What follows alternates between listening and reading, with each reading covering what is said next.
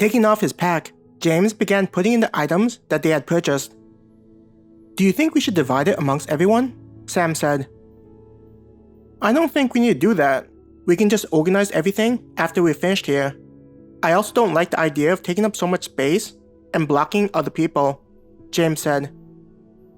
Though the path through the aisle was wide, if all 10 of them were to remove their packs and start to organize things, it was possible to block nearly half the aisle.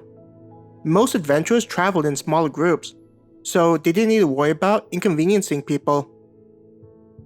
But due to the unique nature of their request, there would be a lot of items that they'd need to purchase. Wraps, ointments, gauzes, raking leaves, medicinal tea leaves, and pills. James counted on his hand. "Are we forgetting anything, or are we set at the stall?" He looked at Adam and Sam, double-checking with them.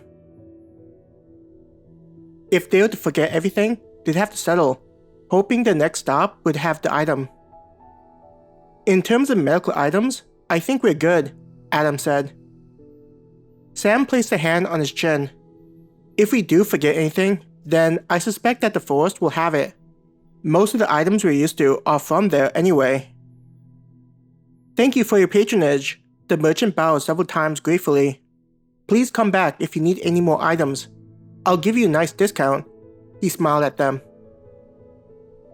Nodding at the merchant, James got up and hoisted his pack onto his back. Though there were a lot of items that he was carrying, James noticed that the weight wasn't noticeable. It made him wonder if he was getting stronger. "Too bad I'm pretty full," James sighed in his head.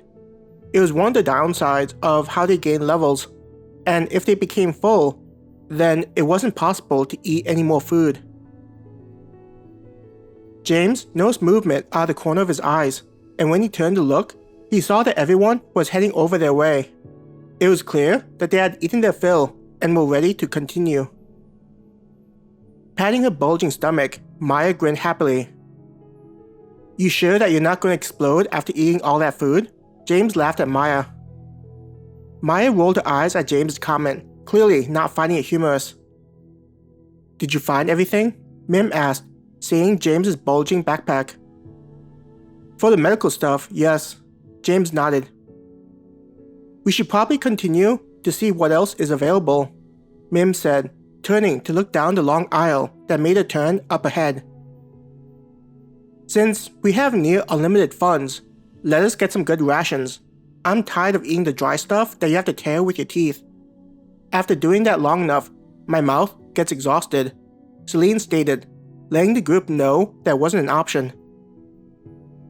Raoul placed a hand on his half-sister's head, letting her know that they tried their best to fulfill her wish. They continued down the long path, keeping an eye out for anything that they needed. With how many merchants there were selling stuff, there were stalls that sold children's books, non-fiction books, and fiction books.